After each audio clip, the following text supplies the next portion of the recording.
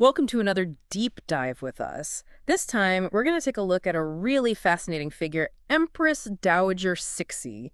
She ruled China, from behind the scenes for almost 50 years. Can you imagine that? Oh, absolutely. Talk about power. Yeah, the Forbidden City, late 1800s, that's where her story takes place. And honestly, it's a story that's generated a lot of debate. Was she a ruthless tyrant or was she like a brilliant strategist who managed to keep China afloat during a really, really chaotic period? Yeah. It's a question that historians are still grappling with today, which is why we're here. We're going to dive deep, look at biographies, historical records, even some of her own writings, and try to separate fact from fiction. Yeah, let's get into it. So to start, I think it's important to understand she didn't exactly come from royalty, right? Not at all. And this is what makes her rise to power all the more intriguing. She was born in 1835 to a, relatively ordinary Manchu family. Now remember, the Manchus had conquered China back in the 1600s and established the Qing Dynasty. Yeah, the Qing Dynasty, right? But by the time Cixi came along, the dynasty was facing some serious problems, both from within and outside. Okay, so she starts off in this ordinary family and she ends up the most powerful woman in China. How does that even happen? Well, the first step on this incredible journey was in 1852, when she was chosen as a concubine for the Xianfeng emperor. I mean, think about it. From a concubine to essentially the ruler of a vast empire. That's wild. It couldn't have just been luck though, right? There had to be more to it. Oh, yeah, luck played a part, sure. But Cixi was incredibly intelligent, ambitious, and she was a fast learner. She quickly figured out how to navigate the very complex and often treacherous world of the king court. In 1856, she gave birth to a son, Zaichen, who would later become the Tongzi emperor. And that was a pivotal moment. Yeah, that must have shifted things dramatically. It elevated her status, gave her a direct claim to power, and really set the stage for what was to come. Okay, so now she has a son, an heir to the throne. But how did she actually seize control? Well, in 1861, tragedy struck when the Xianfeng emperor died. Oh, so he died fairly young. Yeah, relatively young. And he left behind a young heir, obviously inexperienced, and a huge power vacuum. Cixi was more than ready to step into that vacuum. Okay, I'm sensing some palace intrigue here. Oh, you better believe it. Before he died, Xianfeng had appointed a council of 8 regent ministers to rule until his son came of age. Ah, so like a regency council. Exactly. But Cixi saw this council as a direct threat to her power, and even more importantly, a threat to her son's future. So she wasn't just going to sit back and let them run things. Absolutely not. So what did she do? She did what any ambitious and savvy woman in her position would do. She staged a coup. Oh, wow. So like a full-on power grab. Exactly. It's known as the Xinyu coup. And it was a daring and incredibly well-planned move. But Cixi knew she couldn't do it alone. She needed allies. Right. She had to build a coalition. So she formed a strategic partnership with Empress Dowager Cixi, who was the Qianfeng emperor's senior wife. 2 empresses against 8 powerful ministers? That's right. Sounds like a long shot. It was a huge risk, no doubt. But Cixi, remember, she was a brilliant strategist. She secretly garnered support from influential figures in the court. So working behind the scenes. Oh, yeah, she was a master at that. She got people like Prince Gong on her side. He was a very powerful member of the imperial family. And there were others who were unhappy with the regents.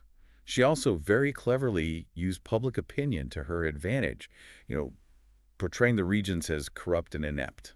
Oh, so she was playing the PR game as well. Oh, absolutely. She was a master of public perception. Wow, she really thought of everything. And it worked. The coup was swift, decisive.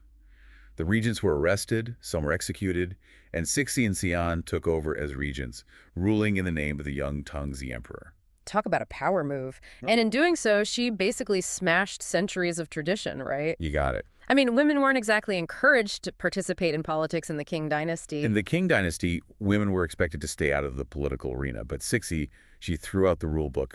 She became the first woman in centuries to rule China, and this really set the stage for her very unorthodox and, as you said, very controversial reign. Okay, so she's in power, but she's ruling behind the curtains. What does that actually mean? It means that while she wasn't officially the emperor, she was the one calling the shots. She and Xian made all the big decisions, influencing the court through a complex web of alliances, favors, sometimes even threats. So like a puppet master. Exactly. She was pulling the strings, always a few steps ahead. And what were her goals? What kind of China was she trying to create? Well, to understand that, we need to look at the enormous challenges she faced. China in the mid-1800s was, well, it was a mess. Yeah, things weren't exactly peaceful back then. No, not at all. Internally, the Taiping Rebellion, which was a brutal civil war, had devastated the country. Millions dead, economy in ruins, and the Qing Dynasty's authority, seriously weakened. I mean, talk about a rough time to be in charge. Absolutely. Yeah. And it wasn't any better on the international front either. Western powers were encroaching on China's sovereignty, forcing unfair treaties, demanding economic concessions. Cixi was basically caught between a rock and a hard place. Yeah, trying to maintain order at home while also dealing with these external threats. Exactly. It was a no-win situation almost. So how did she approach this? Did she try to hold on to the old ways, or did she embrace reform? It wasn't that simple. It wasn't just one or the other. Cixi was a pragmatist. She understood that change was necessary, but she also wanted to preserve the dynasty and its traditions. So a balancing act. Yeah, a very delicate balancing act. Hmm. Her approach, at least in the beginning, was one of cautious reform. We call this period the Tongzi Restoration, and it was all about stabilizing the empire and restoring its strength. And what kind of reforms are we talking about here? Well, think military modernization, for example. Cixi knew that she had to strengthen China's armed forces, both to put down rebellions and to defend against foreign threats. So she supported the development of new arsenals, adopted some Western military technology, and even appointed talented Han Chinese generals to important positions. One notable example is Zheng Guofan. Zheng Guofan, right? I've heard that name. Yeah, a very skilled military leader. Interesting that she would appoint a Han Chinese general given that the Manchus were in charge. You're right, that was a big deal. It shows how pragmatic she was, how willing she was to break with tradition if it meant achieving her goals. She cared more about results than sticking to rigid ideology. She knew that talent and loyalty, regardless of ethnicity, were essential for the dynasty's survival. Makes sense. She had to do what she had to do to stay in power. So she's stabilizing the empire, modernizing the military. Sounds like she's off to a pretty strong start. But I have a feeling things are about to get even more interesting. Oh, you have no idea. As the Tongzi Emperor got older, the power dynamic started to shift. And let me tell you, the tension between them, it's going to have huge consequences for China. But that's a story for another time. Last time we were talking about Cixi, consolidating her power and overseeing this period of relative stability. But what happened next? What was the relationship like between her and her son, the Tongzi Emperor, as he got older? So as Tongzi matured, he started to assert his own authority a little bit more. Yep. And he was more open to reforms, more radical reforms, I should say. He was influenced by intellectuals who were advocating for China to modernize like quickly along Western lines. Right, like trying to keep up with the West. Yeah, exactly. Keep up with the times. But Cixi, on the other hand, she remained pretty cautious. She preferred this more gradual approach to change. I can see that leading to some friction. Did their views on reform create tension between them? Oh, absolutely. The Tongzi Emperor, he felt very stifled by Cixi's control. And Cixi, on the other hand, she worried that her son was too impetuous. She thought that his actions could destabilize the dynasty. Yeah, so you've got this clash of personalities. And ideologies. Yeah. And it led to this increasingly strained relationship. Yeah. Marked by power struggles and disagreements over policies. So how did this all play out? Tragically, the Tongzi Emperor, he died in 1875. He was only 19 years old. Oh, wow, so young. Very young. The official cause of death was smallpox. Oh, right. Smallpox was a major issue back then. Oh, yeah. Devastating. Yeah. But there were rumors Ooh, rumors. of foul play. Oh, wow. With some suggesting that Cixi might have been involved. Okay, is there any evidence to support that, or is it just palace gossip? It's hard to say. The circumstances surrounding the Tongzi Emperor's death they're still very murky. There's no conclusive proof, to support the accusations against Cixi. Right. And many historians, they believe that smallpox was indeed the cause of death. Right? You have to remember that back then smallpox was a very real threat. Even emperors, weren't immune to its effects. True. Okay, so we may never know the full story there. But what happened after the Tongzi Emperor's death? Did Cixi step back from power? No. Not at all. In fact, she further consolidated her grip on power. She chose her 4-year-old nephew, Zaishan, to be the new emperor. He was given the reign title. Guangxu, which means, glorious succession. Okay, so another young emperor on the throne. Cixi back in the regent role. Did this lead to similar tensions, that she had experienced with her son? Yeah, in some ways, yes. As the Guangxu emperor got older, he also became very interested in reform, even more so than his predecessor. He was inspired by Japan's, rapid modernization, and he believed that China needed to undergo similar transformations to survive in the modern world. And how did Cixi react to his reformist ideas? Well, initially she was supportive, or at least tolerant. I mean, we have to remember, Cixi wasn't totally opposed to reform, right? Yes. She had implemented some changes during the Tongzi Restoration, Right. but she was always wary of radical or sudden changes, Yeah. changes that could threaten the established order, and ultimately her own power. Okay, so this kind of sets the stage for what is arguably one of the most dramatic events of her reign, the Hundred Days Reform. Exactly. Can you tell us a little more about that? Sure.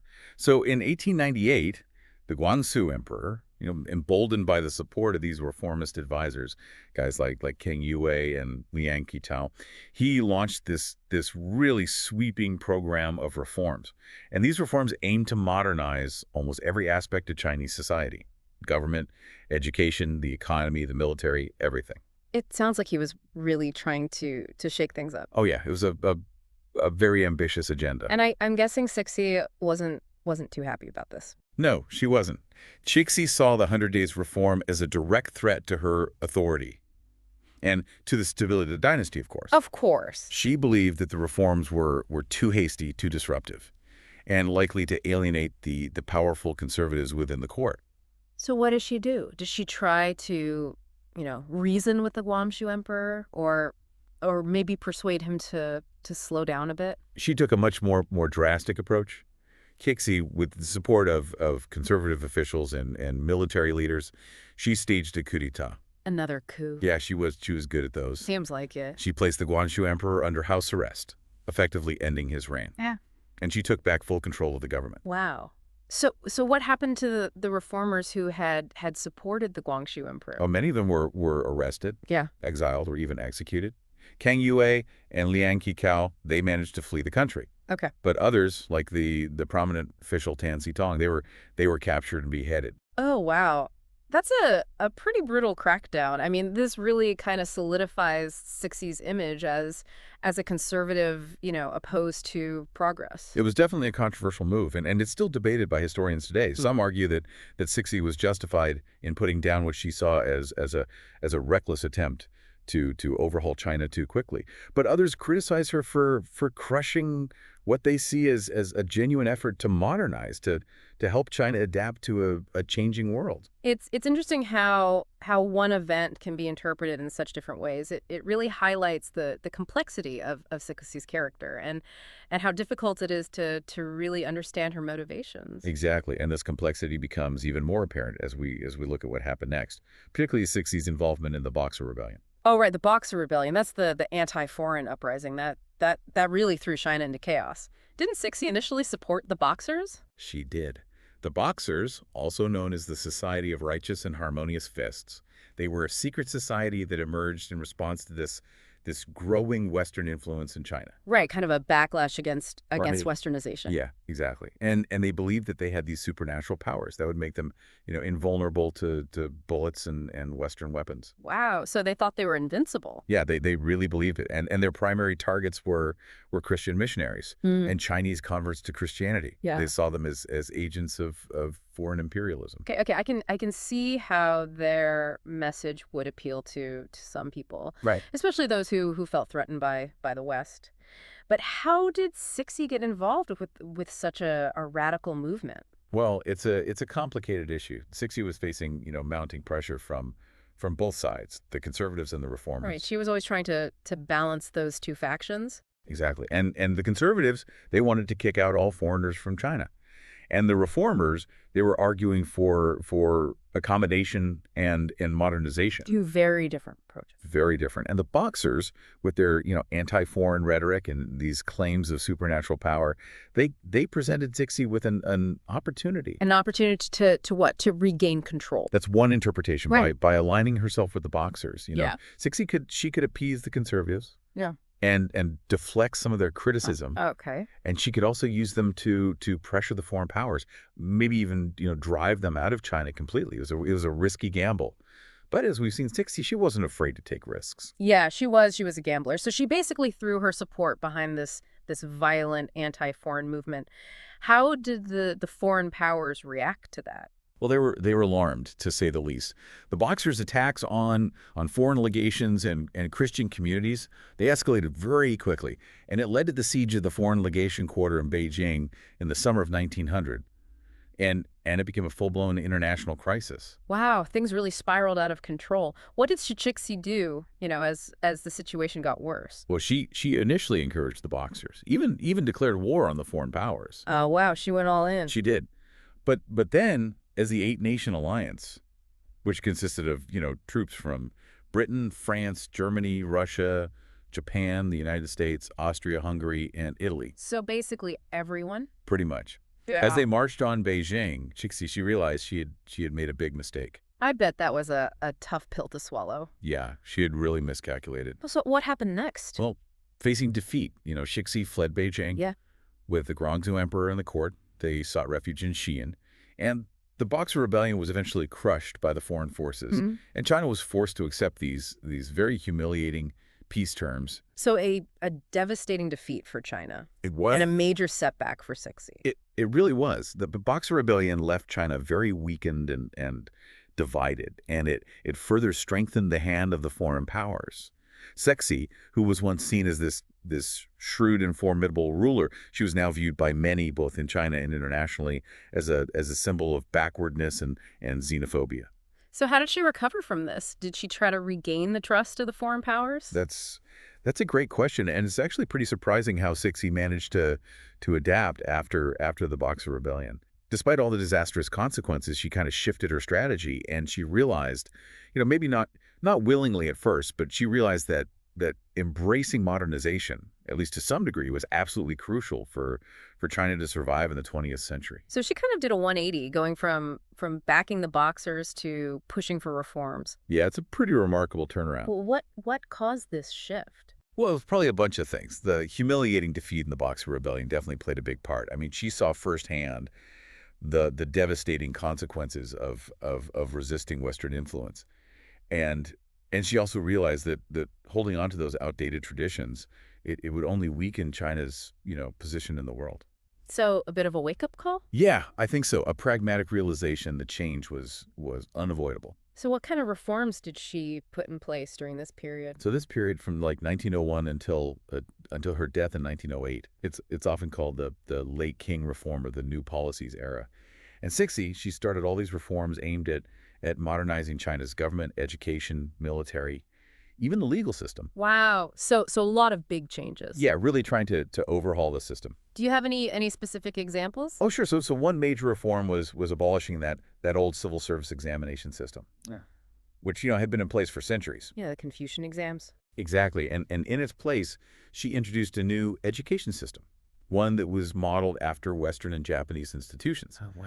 And this new system, it emphasized science, mathematics, foreign languages, trying to prepare Chinese students for the modern world. It's a big shift away from that traditional Confucian education. It was a huge change. And of course, it faced resistance, from conservative scholars who saw it as a threat to their authority and to traditional Chinese values. Of course. But Cixi, she was determined to push forward with modernization. She knew that China, needed to catch up. What about the military? Did she continue the modernization efforts that she had, started earlier? She did. The Boxer Rebellion had really exposed just how weak the Qing military was. So Cixi invested in new weapons, hired foreign advisors to train Chinese troops, and created a more modern army structure. She even sent, groups of young officers to study in Japan and Europe to learn about military tactics and technology. It sounds like she was really trying to bring China into the modern era. Yeah, she was making a real effort.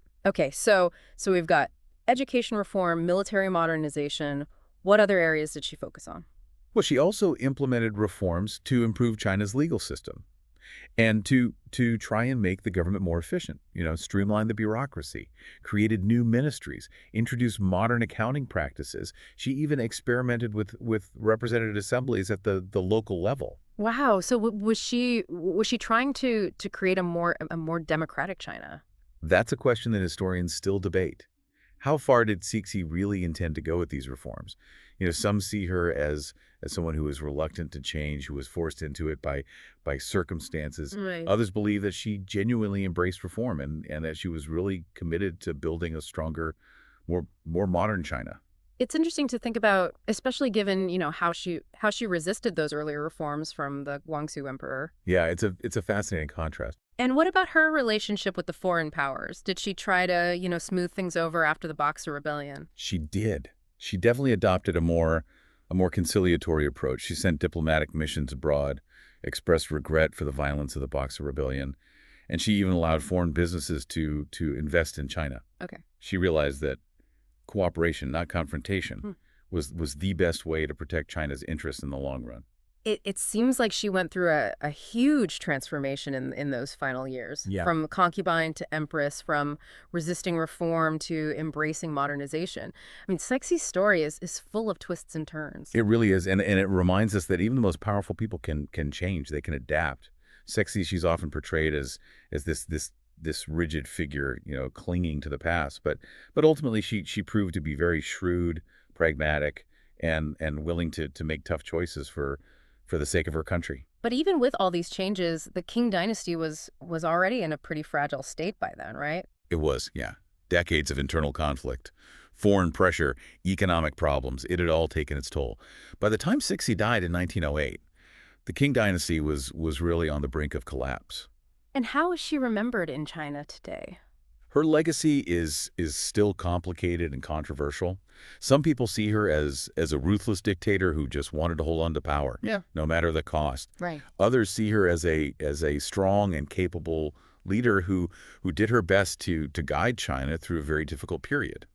The truth is probably somewhere in between, as is often the case with history. It's amazing to me how she still fascinates us, Yeah. more than a century after her death. It really is, and I think, it's a reminder that history isn't just about dates and events. It's about people, their choices, Mhm. and the impact they have on the world. And Cixi's story, with all its complexities and contradictions, it still challenges us to really think about power and leadership and the forces that shape our world. I think that's a perfect note to end on. Thank you so much for joining us on this deep dive into the life of Empress Dowager Cixi. Until next time. Tell us what you think about this episode. Thanks for watching, and see you in the next one.